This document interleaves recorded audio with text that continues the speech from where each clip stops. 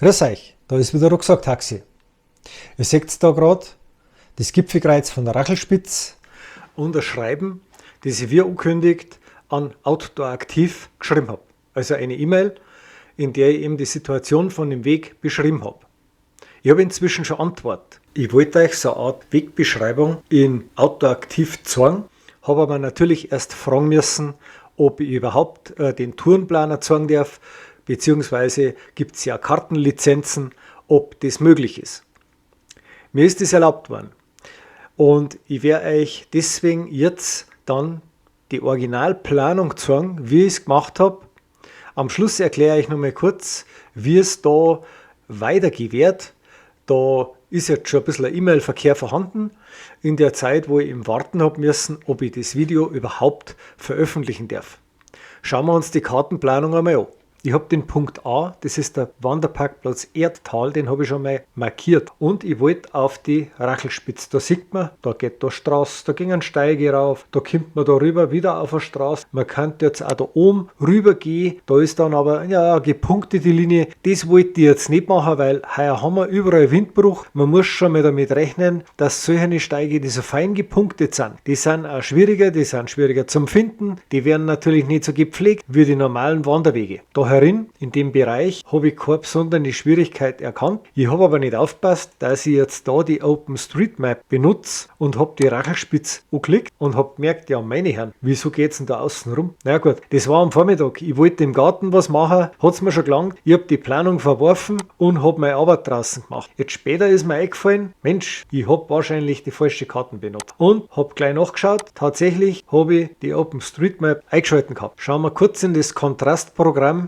topografische Karten rein. Jetzt habt ihr die OpenStreetMap gesehen, das war übersichtlich, da ist nicht viel drin. Das ist auch ein bisschen die Gefahr und das Risiko bei der OpenStreetMap, wenn man die nutzt, die ist nicht besonders detailreich. Da sieht man jetzt ganz deutlich eine Felswand, die zieht sich da so rum und auch bei der Rachelspitze sieht man, aha, das ist ein Gipfel mit Felsen. Kann jetzt sein, also es schaut eher so aus, als wären wir auf der nicht felsigen Seite, aber es kann da sein, dass man oben vielleicht sogar ein bisschen klettern muss. Habe ich zu dem Zeitpunkt natürlich auch noch nicht gewusst. Aber für die Planung und für die Übersicht ist die schon richtig gut. Tatsächlich ist das auf einer Papierkarte, ist die Form der Karten besser erkennbar. Zum Planen im Wandernavi, in Outdoor Aktiv, nutze ich am liebsten die Outdoor Aktiv Karte. Es ist eine gute Mischung. Die ist normal ein bisschen genauer wie die OpenStreetMap, aber nicht so überladen wie die topografische Karte. Allerdings ist mir da aufs erste auch nicht gleich aufgefallen, dass da der Steig fällt. Da ist der große Felsen, den ich im Video angesprochen habe, und aus irgendeinem Grund habe ich den Schwenk nicht mehr sauber reingebracht ins Video. Man sieht ihn da nicht. Tatsächlich, du kommst da hier und weißt genau, von was ich rede. Da geht sofort der Steig los, der jetzt gar nicht mehr eingezeichnet ist. Vielleicht fällt es euch auf, auch die gepunktete Linie, die in der OpenStreetMap da raufgegangen ist, zur Rachelspitze, die ist auch nicht mehr da. Und das nennt man auch Generalisierung von Karten, also wenn Teile nicht mehr angezeigt werden, damit die Übersicht verbessert wird. Aber jetzt haben wir in der Karten und ich klicke wieder drauf und jetzt planst die Tour auf einmal anders. Sieht man gleich.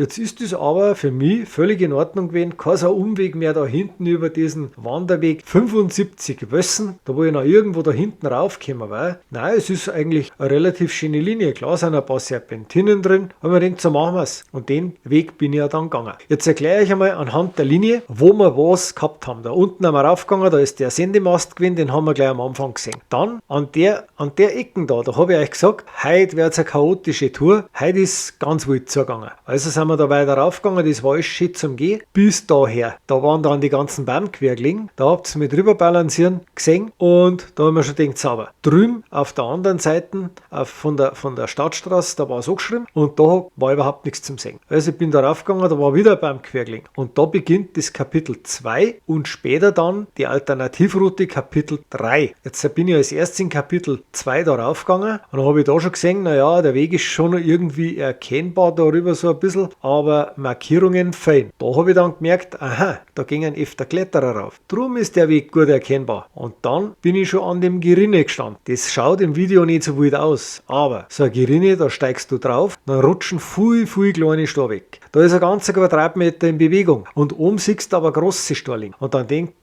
man ich noch gleich, ja, was ist, wenn jetzt ich unten was wegrutsche und oben fängt dafür einer das Rollen an. Sowas muss man sich an so einer Stelle immer genau überlegen. Nicht ganz ungefährlich. Ich habe mal so ein geeignete Stelle gesucht, wo ich gesehen habe, okay, da bin ich rübergehe, da ist nichts groß über mir und da komme ich fehlerfrei rüber. Und ich merke mir die Stelle, da waren ein paar auffällige Bäume gestanden, da komme ich auch runter zu wieder drüber. Ich bin also weitergegangen, habe da immer noch keinen Weg gefunden. Ich habe rauf und runter gesucht, einmal 10 Meter weiter oben, einmal 10 Meter weiter unten. Es war keine Linie erkennbar. Da waren noch halbe mehr Buchensämlinge, ich bin dann auf Sicht gegangen, da hat man einmal dann so ein Lichten gesehen oben, da habe ich gemerkt, okay, das entspricht dem, was ich auf der Karte sehe, da muss meine Linie sein. Da sind wir also wieder auf den bisschen Brädern weggekommen, der dann ganz flach hintergegangen ist. Dann habe ich gemerkt, aha, jetzt ging es leicht bergab, rechts runter, ist aber nicht das meine. Meine Spur habe ich gewusst, geht eher da gerade weiter und da waren auch Bäume quer gelegen, aber ich habe wieder den Brädern Weg gefunden. Und kurz bevor ich auf die Straße gekommen bin, habe ich gesagt, so, jetzt langt's mir, jetzt gehe ich das Stückel querfeld ein, weil da liegen schon wieder ein Haufen Bäume. Gut, ihr seht es neu, ich hätte da so eine kleine Linkskurven geplant, da bin aber ich dann lieber auf der Straße gegangen, da waren ja auch schon wieder ein Haufen Bäume gelegen, das hat man gleich gesehen.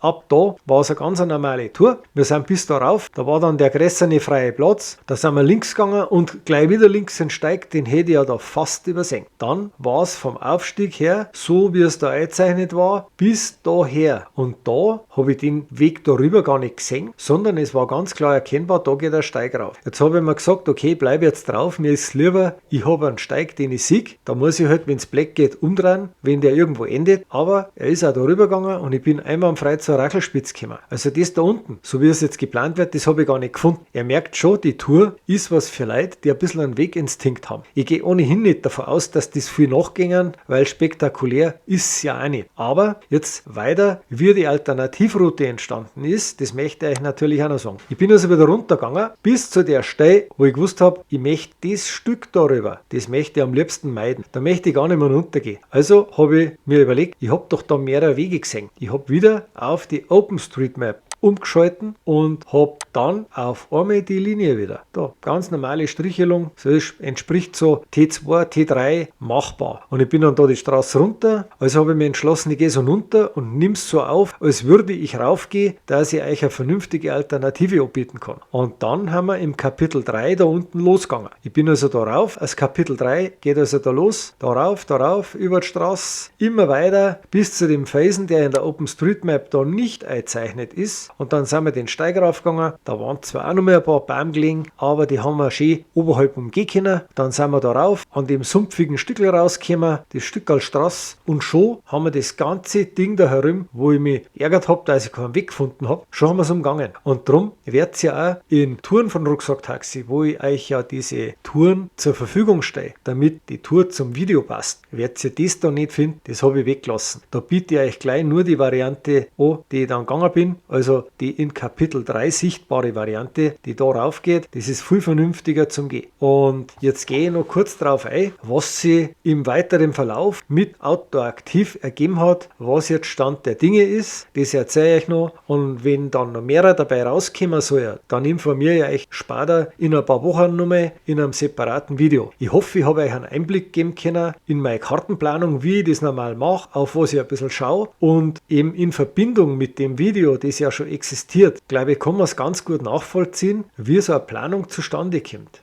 Als allererstes muss ich mich bedanken bei Outdoor Aktiv, dass sie mir erlaubt haben, dass ich solche Videos mache, wo ich einmal ihren Tourenplaner zeige mit dem Karteninhalt. Es ist ja eben eine Lizenzfrage, habe ich schon erwähnt. Tatsache ist, es wird jetzt so weitergehen, nachdem mir Outdoor Aktiv in mehrere E-Mails hin und her haben wir da geschrieben. Die letzte Info war, ich soll mich mit dem Problem an das Bundesamt für Kartografie und Geodäsie wenden. Naja, mir ist das nicht so blöd, das mache ich. Ich schicke den E-Mail-Verlauf weiter und werde einer eben nahelegen, dass man das Wegstück rausnimmt und es durch ein nicht mehr angezeigtes Wegstück ersetzt, das doch offensichtlich besser zum Gehen war. Also, ihr seht, es ist mit einem gewissen Aufwand verbunden, und darum verstehe ich, wenn jetzt nicht jeder von euch sagt, ja, beschissener Weg, da fange ich jetzt einen E-Mail-Verkehr an, aber wenn ihr es mir schreibt, ich kümmere mich darum. Ich werde vielleicht das erste Mal selber die Tour gehen oder mir das zumindest mal anschauen, soweit ich es für mich für sinnvoll erachte, und wenn ich merke, ja, das stimmt wirklich, das ist ja ein Mist, genau wie es jetzt da zum Beispiel mal passiert ist, dann werde ich auch wieder tätig werden. Dass das gar nicht hilft, das könnt ihr vergessen. Die Geschichte mit dem Pendling habe ich schon dokumentiert und ich bin schon ein paar Mal drauf eingegangen. Am Pendling war es auch so. Ein paar Leute haben sich gewundert, warum dort Leute bei mir werden. Ich habe einmal einen Einheimischen getroffen, der mich gefragt hat, wie hast jetzt du da aufgefunden? Normal waren wir früher 3 oder 4 Leute. Dann habe ich gesagt, du, ich wohne nicht weit nur weg, dass ich nicht weiß, dass du mal da raufgehen kannst. Also, zählst mich entweder zu deinen Einheimischen dazu, oder du wirst dich damit abfinden müssen, dass ein Weg, der in der Karte eingezeichnet ist, auch gegangen wird. Ja, ich habe damals das Video gemacht, beziehungsweise Dia-Show, ganz am Anfang. Ich bin hin und her gerissen, ob ich es wiederhole, aber grundsätzlich hat die Dia-Show mit knapp 3 Minuten schon was bewirkt. Ich habe ja im Juni, Juli, wie ich nochmal auf dem Pendling war, vom Hüttenwirt schon ein positives Feedback gekriegt. Er war ein entschiedener Gegner davon, dass ich ein Video von diesem Steig veröffentliche, weil er gemeint hat, wir haben ja sowieso schon so viel Ärger mit dem Steig bei der Bergwacht. Und siehe da, fast genau ein Jahr danach hat er seine Meinung geändert. Und hat mir wirklich unaufgefordert auf der Terrasse draußen erzählt, dass das eine gute Sache war und dass das schon was bringt, was ich da gemacht habe. Also, das kommt vielleicht immer darauf, wie man es macht. Und aus dem Grund werde ich dranbleiben. Ich verfolge ein Ziel, ich möchte was verbessern, ich möchte der Bergwacht ein paar Aufträge wegschnappen und vielleicht fällt es einem oder dem anderen von euch ein, dass er ein kleines bisschen mithelfen möchte. War schön. In diesem Sinne bedanke ich mich auch jetzt für die Aufmerksamkeit und sage bis zum nächsten Mal bei Rucksack Taxi.